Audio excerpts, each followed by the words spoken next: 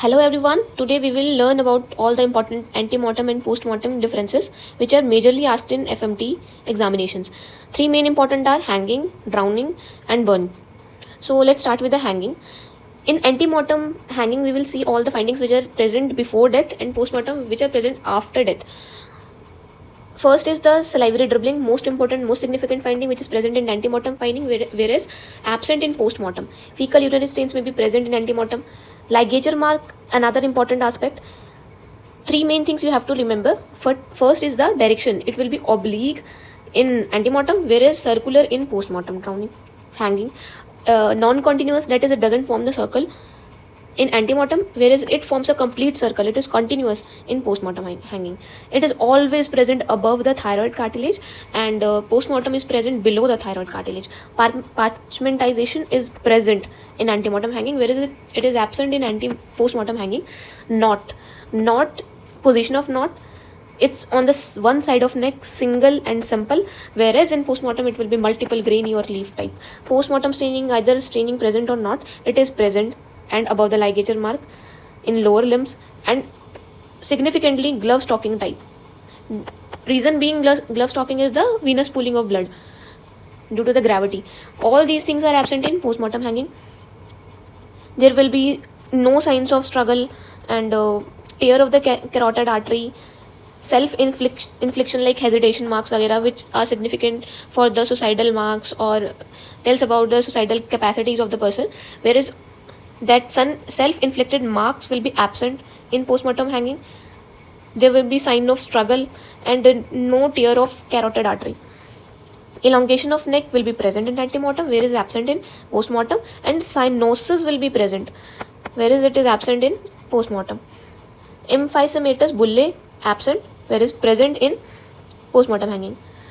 Point of suspension, self-suspension, and in postmortem it's not so. And ligature mark, if we'll see the histochemistry, there will be increased serotonin and histamine, which is not always present in postmortem hanging. Let's continue with our next difference, that is drowning.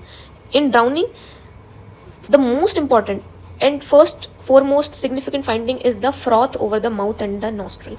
Fine, leathery, copious froth will be present spontaneously in ante-mortem drowning, whereas it will be absent in post-mortem submersion or drowning.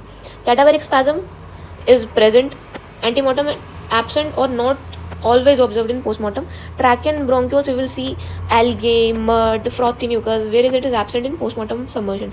Lungs, very important finding, lungs will be edematous, ballooned up, okay, and indentation of ribs. All these three findings are important and majorly seen in lungs, whereas lungs are collapsed and decomposed in post-mortem submersion. There will be mud and algae in the small intestine in ante-mortem drowning, absent in post-mortem drowning. Diatom and Gettler test, positive. Diatom test means the presence of diatom. Diatom is a type of algae. Presence of diatom in stomach and intestine. And Gettler means the concentration of chloride ion in the left ventricle as compared to the right ventricle. Okay, so all these two tests will be positive in case of ante-mortem and negative in case of post-mortem drowning. Injuries will be present, and how these injuries are present, as a person will be struck by the stones or hit by some aquatic objects, animals, etc. Injuries inconsistent, not always present in postmortem submersion. Other findings, we can see the water in middle ear, genital regions, washerman hand. The hands look like washerman, and we will see cutis and serena, which is goosebumps in case of ante-mortem drowning, which is not always present in post-mortem drowning. Let's continue with the last one, that is burn. In ante-mortem burn, we will see the line of redness, which is a vital mark. Line of redness in ante-mortem burn, absent in post-mortem burn. Vesicles will be present in both ante-mortem and post-mortem burns, but it will be rich in albumin, chloride, polymorphs in ante-mortem burn, whereas the vesicle will be filled with air in cases of post-mortem burn. Base of a vesicle will be red, inflamed, as it will show the vital reactions. Erythematous areola, whereas it is pale yellow, no erythematous areola in case of postmortem drowning. Burn, soot or upper respiratory tract. There will be soot particle in antemortem burn and absent in postmortem burn. Mucus secretion will be present in air passage, absent in postmortem burn. Inflammation and repair will be present and absent in postmortem burn. Healing will be present in antemortem, absent in postmortem. Carboxyhemoglobin will be present in antemortem burn, whereas absent in postmortem burn.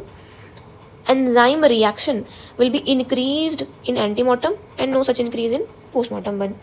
Majorly what we have to conclude is that in antemortem all those signs which are present before the person was dead will be positive, like inflammation, redness, what we will see when we get injured. All these things will be present in antemortem, whereas these major things will be absent in postmortem. So these three differences are important and should be learned by heart. Thank you.